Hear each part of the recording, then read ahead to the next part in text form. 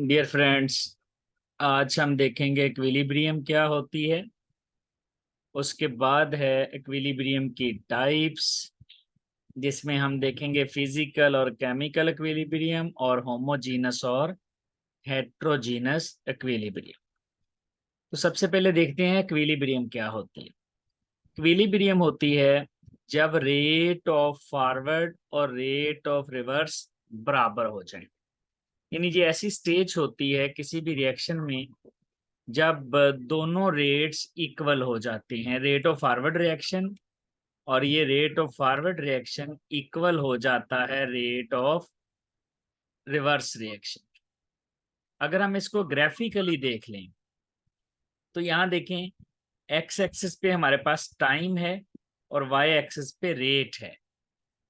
तो यहाँ पर देखें, रेट रिवर्स रिएक्शन का शुरू में फॉरवर्ड रिएक्शन का रेट ज्यादा है, ये फॉरवर्ड का रेट है यहाँ पर, और रिवर्स का 0 है।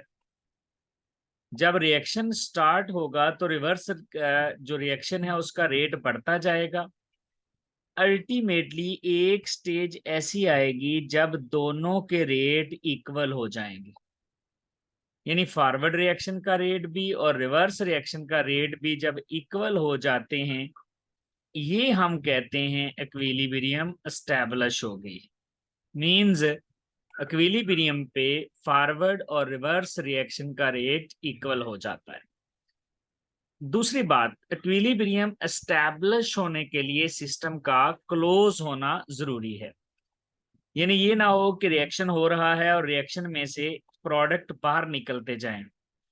तो जब रिएक्टेंट से प्रोडक्ट बन रहे हैं तो ये एक क्लोज कंटेनर में होना चाहिए ताकि उसमें प्रोडक्ट गैदर कर जाएं, प्रोडक्ट जमा हो जाएं, और जब ज्यादा प्रोडक्ट हो जाएंगे तो रिएक्शन रिवर्स हो जाएगा, इक्विलिब्रियम एस्टैब्लिश हो जाएगी। तो सिस्टम क्लोज होना चाहिए।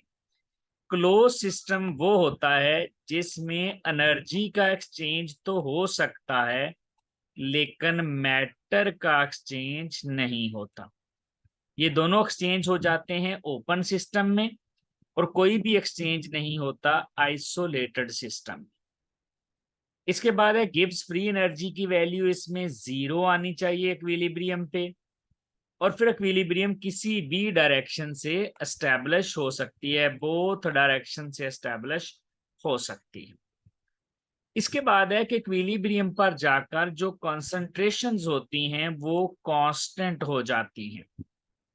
फॉर एग्जांपल, हाइड्रोजन और आयोडीन, इन दोनों का रिएक्शन होता है और हमारे पास जो प्रोडक्ट बनता है वो हाइड्रोजन आयोडाइड है। अब जब इक्विलिब्रियम एस्टैब्लिश होगी तो इन दोनों की कंसंट्रेशन कांस्टेंट हो जाएगी, रिएक्टेंट की भी और प्रोडक्ट की, इसमें कोई चेंज नहीं होगा। अब कांस्टेंट से क्या मुराद हो सकता है?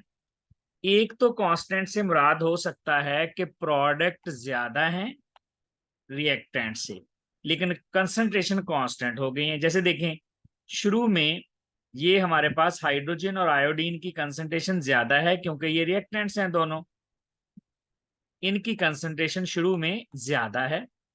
और प्रोडक्ट की कंसंट्रेशन स्टार्ट में 0 है। जब रिएक्शन स्टार्ट होता है तो प्रोडक्ट की कंसंट्रेशन बढ़ती जाती है और रिएक्टेंट की कंसंट्रेशन कम होती है। ये पॉइंट जहां पर दोनों लाइनें क्रॉस करती हैं इसको कहते हैं इक्विमोलर पॉइंट, यानी इस पॉइंट पर मोलैरिटी या कंसंट्रेशन इक्वल हो जाती है।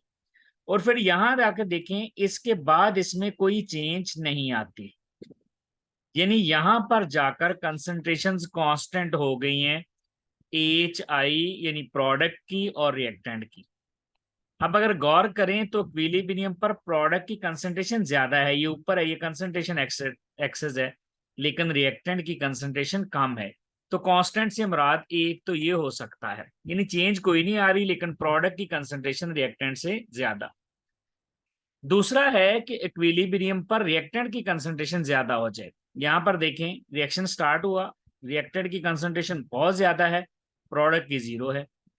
और फिर रिएक्शन जब स्टार्ट हुआ तो रिएक्टेंट की कंसंट्रेशन कम होती गई और प्रोडक्ट की ज्यादा।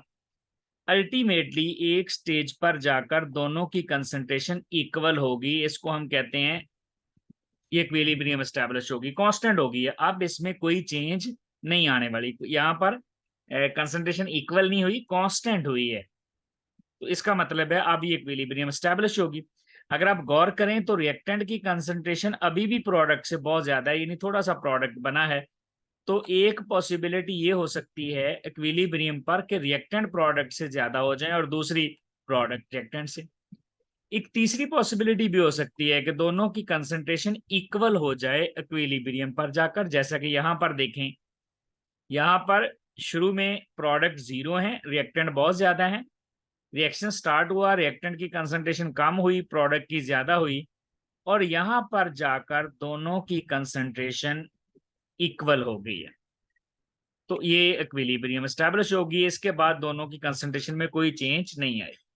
तो कांस्टेंट के तीन मतलब हो सकते हैं, या तो रिएक्टेंट ज्यादा है इक्विलिब्रियम पर, या प्रोडक्ट ज्यादा है, या दोनों इक्वल हैं। बहरहाल इसमें चेंज नहीं आएगी इक्विलिब्रियम एस्टैब्लिश होने के बाद। अब है फिजिकल और केमिकल इक्विलिब्रियम। फिजिकल इक्विलिब्रियम वो होती है जिसमें फिजिकल स्टेट्स इक्विलिब्रियम में आती हैं, जैसा कि 0 डिग्री सेंटीग्रेड पर आइस और वाटर, एक सॉलिड है और दूसरा लिक्विड है, ये फिजिकल स्टेट है, तो ये इक्विलिब्रियम में आ गए हैं जीरो पे, तो दिस इज फिजिकल इक्विलिब्रियम। जैसा कि हम वेपर प्रेशर नोट करते हुए कहते हैं कि जब लिक्विड और वेपर आपस में इक्विलिब्रियम में आ जाएं तो उसको हम कहते हैं ये जो है ये इक्विलिब्रियम है, डायनामिक इक्विलिब्रियम है। Chemical equilibrium, chemical equilibrium reactions के लिए है, यानी जब रिएक्टेंट्स और प्रोडक्ट्स इक्विलिब्रियम में आ जाएं तो उसको केमिकल इक्विलिब्रियम कहते हैं। जब फिजिकल स्टेट्स आ जाएं तो फिजिकल, जब केमिकल रिएक्शन हो रहा है, रिएक्टेंट और प्रोडक्ट इक्विलिब्रियम में आ जाएं तो उसको केमिकल इक्विलिब्रियम।